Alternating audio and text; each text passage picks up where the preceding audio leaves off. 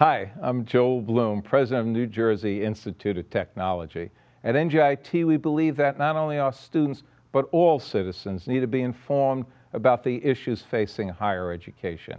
As New Jersey's Science and Technology University, NJIT is proud to support the important programming produced by the Caucus Educational Corporation and their partners in public television.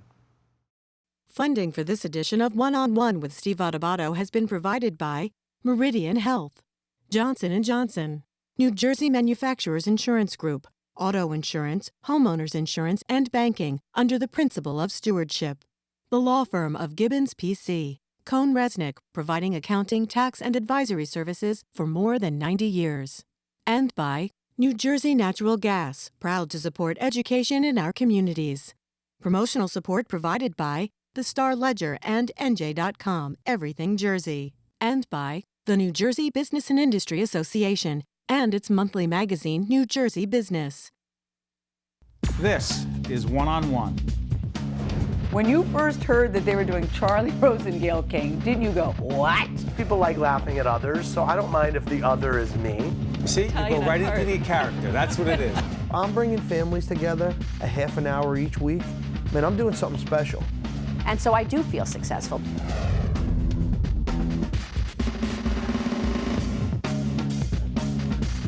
Welcome to One-on-One. I'm Steve Adubato. This is a very important segment. Let me introduce you to Lisa Bianculli Hutter. She is a regional wealth planning manager at Wells Fargo. Everything you ever wanted or needed to know about small business.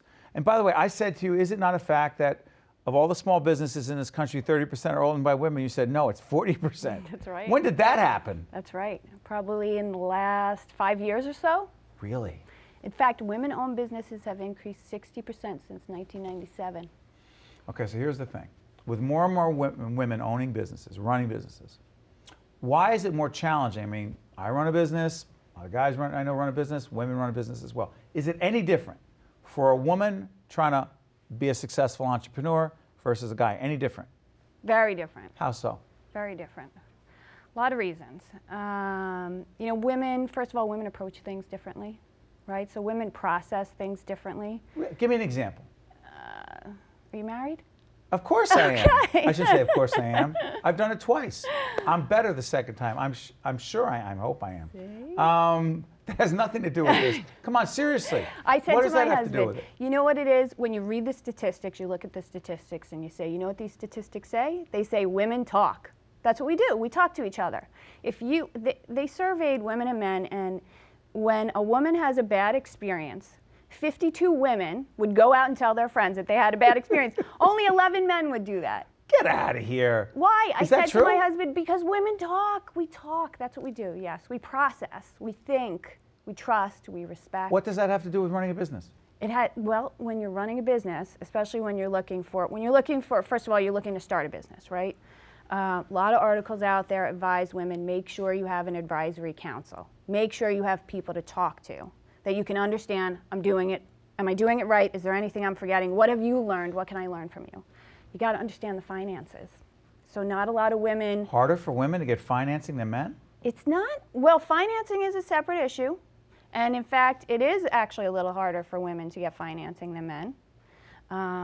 The SBA is committed to Small Business Administration? That's right, That's correct. the federal government's effort to help small business. Exactly. And Wells Fargo actually just committed $55 billion by 2020 to loan to women businesses. But help me understand, why is it harder, though, for women to get access to capital? So women don't ask. They're less likely to Hold ask. On. You just said they talk more. Okay.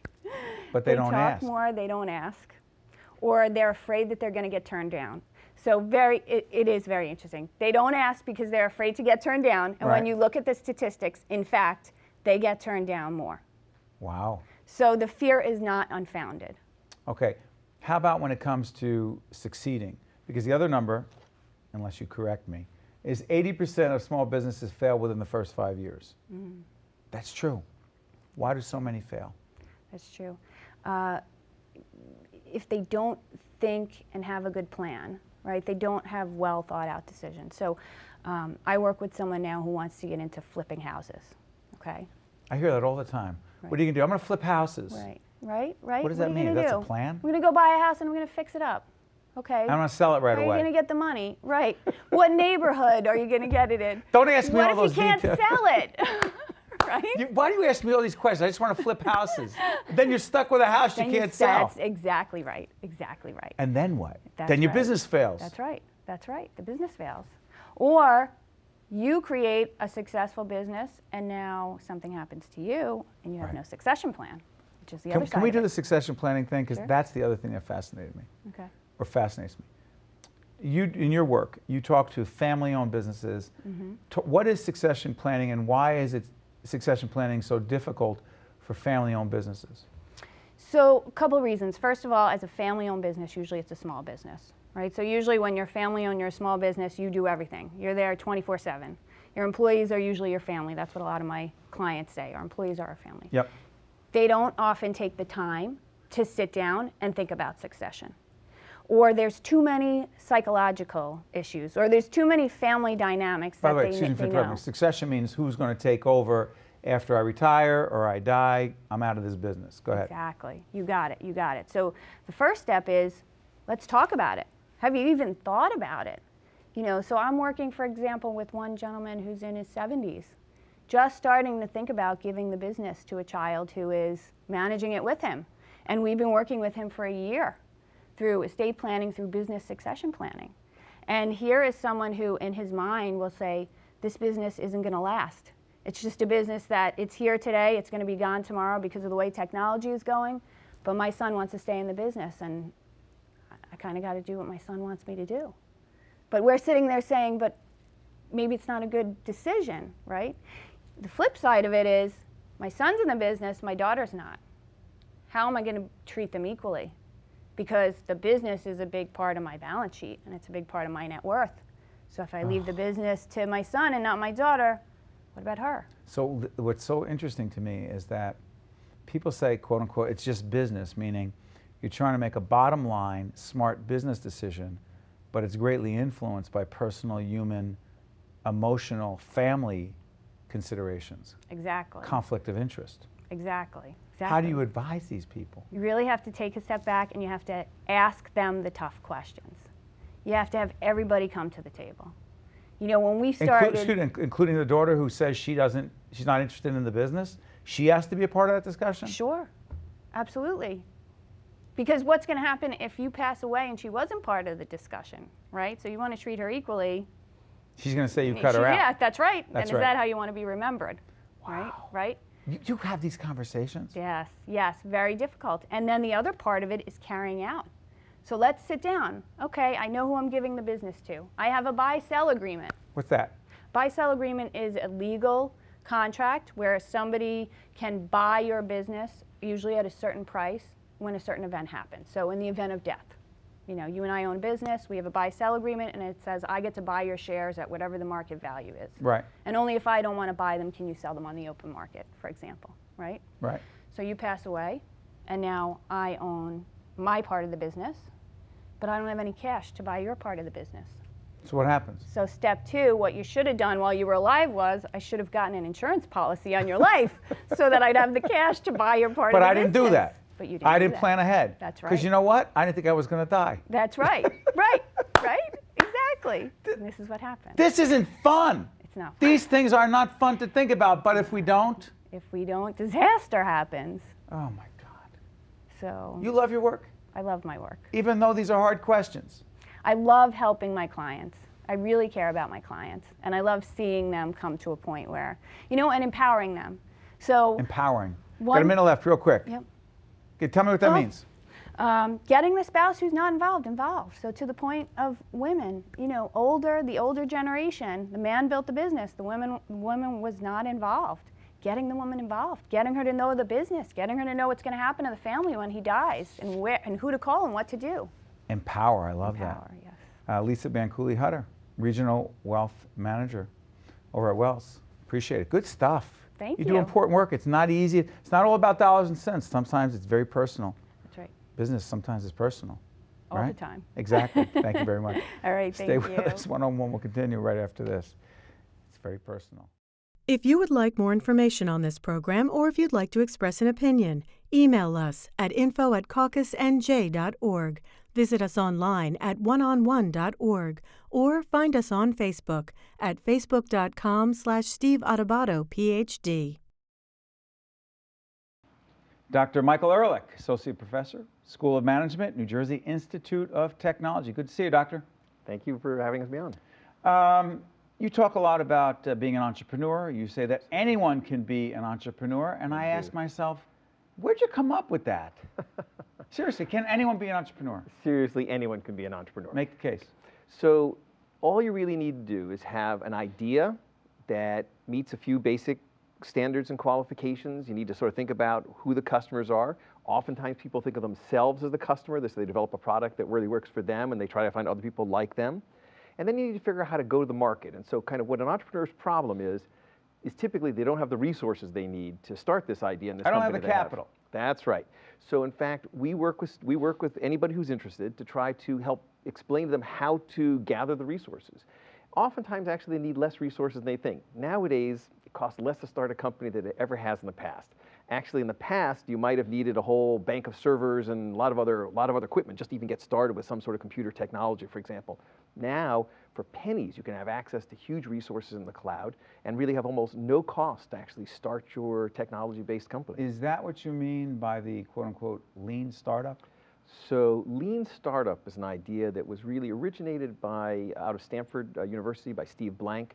And what really the idea is having people go to the market with very little. So instead of spending all your time in the lab tinkering and trying to come up with the perfect whatever it is that you're trying to come up with, as soon as you have an idea, go out to the market, start talking to customers, create what they call a minimum viable product. That is not the perfect thing. That's just the least thing that is going to solve the problem of some customers. Start to engage with customers. They will tell you what it is you need to do in order to be successful. They will pay you to actually develop that thing that's going to make you successful, that they want to buy, that they need. Hold on, it sounds like what you're saying is don't try to perfect it, spend money in the lab or wherever, and then go to the market. You're saying use the market as a focus group, get that feedback, and tinker along the way. And get them to pay for you to develop the thing that they want. So in fact, you really don't need to go out and get a lot of venture capital or angel capital. You might need some, but in fact, if customers are telling you what they need and they have a problem, they'll pay you to solve their problem.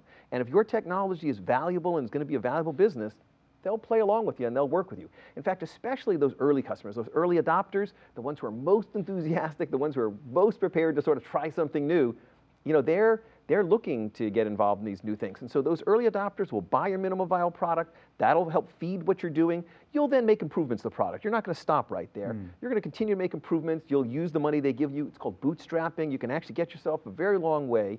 And before you know it, you have a company that's up and running and millions of dollars in revenue. You have said that there are, in starting a business, there are 4 very important questions that every smart potential entrepreneur must consider. They are? Absolutely.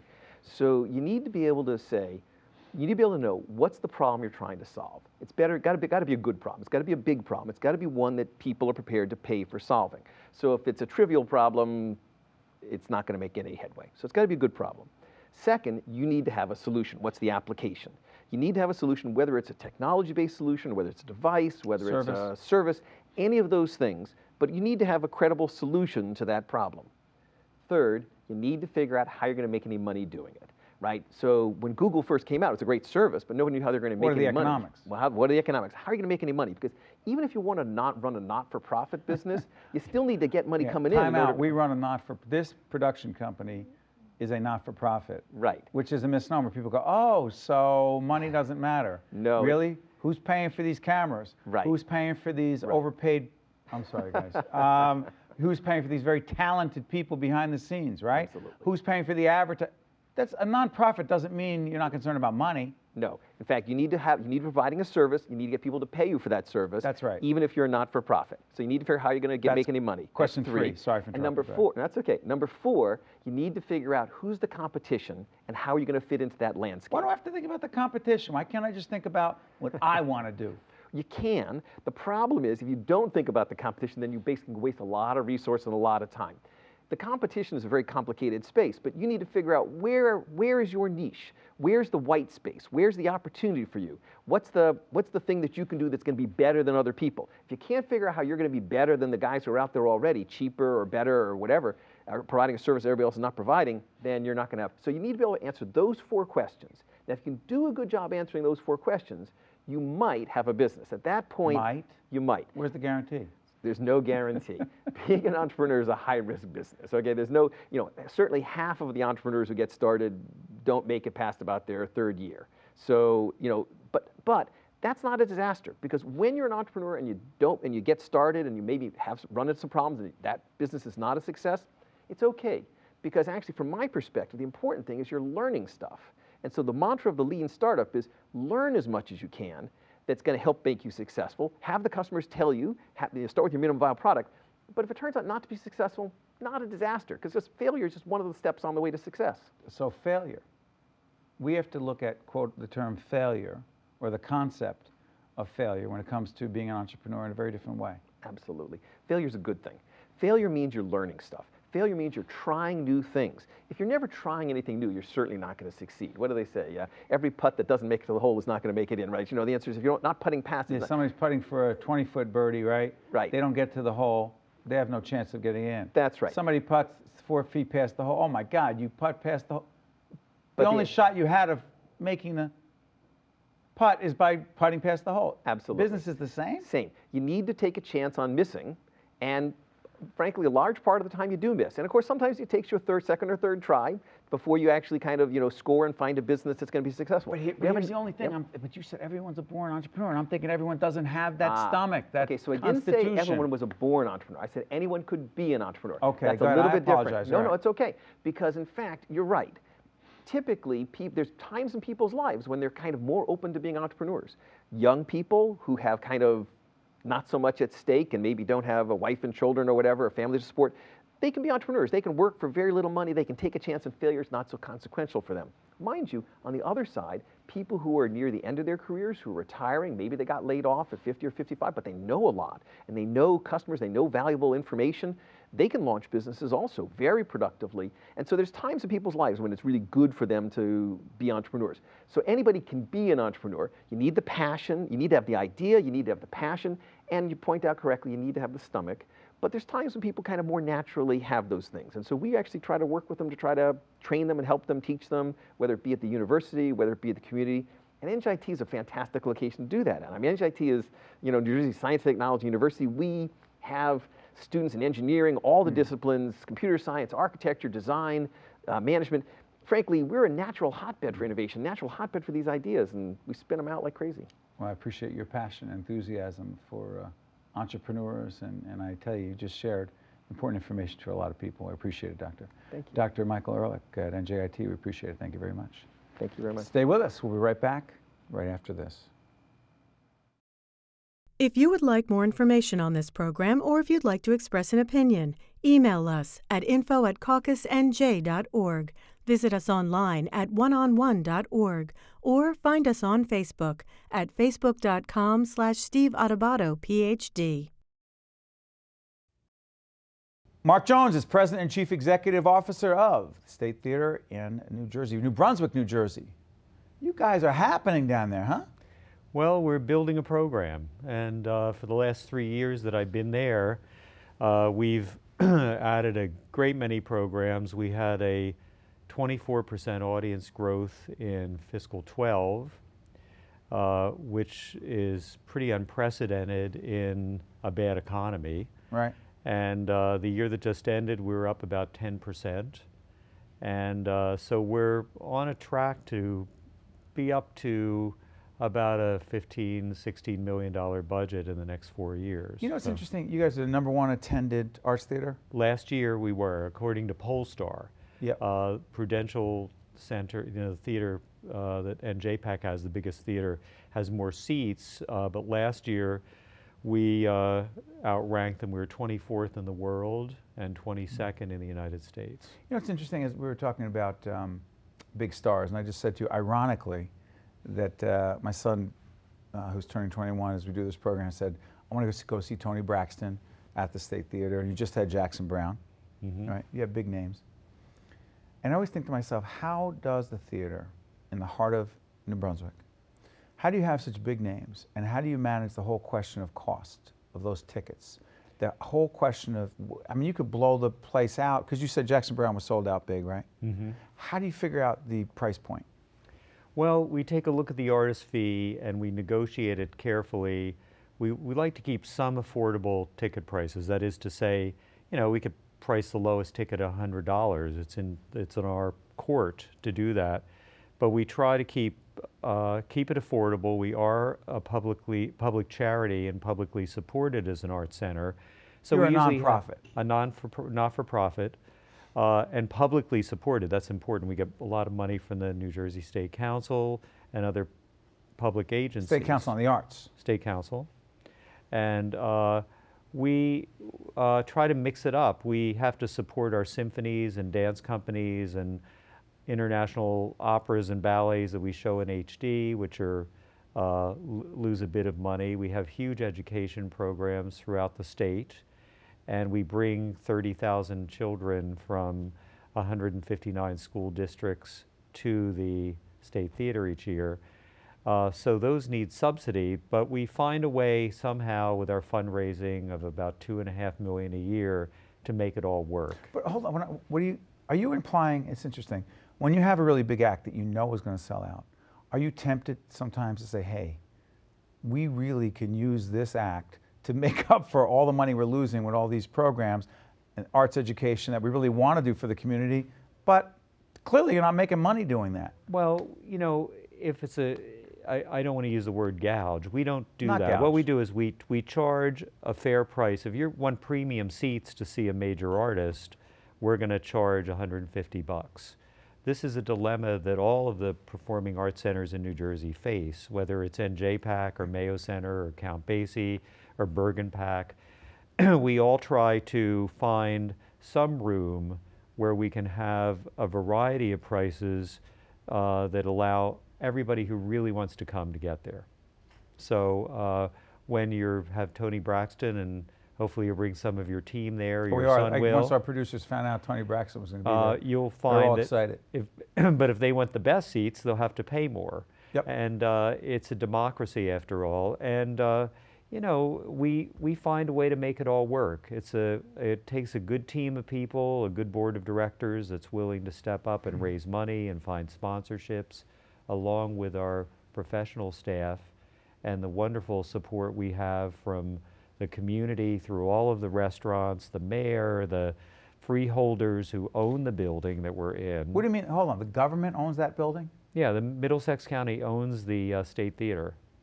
Probably didn't know that. The government owns the building that the State Theater's in. Yes, and it's leased to the New Brunswick Cultural Center, which then releases it to us. So it is truly a public-private, not-for-profit partnership. Exactly. We couldn't do it without the NBCC and the Middlesex And County NBCC freeholders. is the New Brunswick Cultural Center.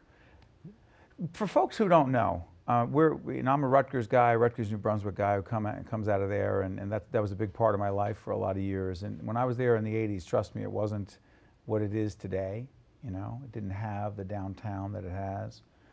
But Johnson & Johnson, a big part of it. Rutgers, a big part of it. Mm-hmm. Talk about what New Brunswick, it didn't have the restaurants that it has. We had the trucks, you know, where, you know, you can get, I'm not going to say good food, but food that'll fill you up. But my point is this. For folks who don't know what New Brunswick is as a community, describe it. It's an emerging small city in New Jersey that promises to be one of the most desirable places to go visit the arts, visit the downtown. The People's Choice Award chose it the most desirable downtown art center last year.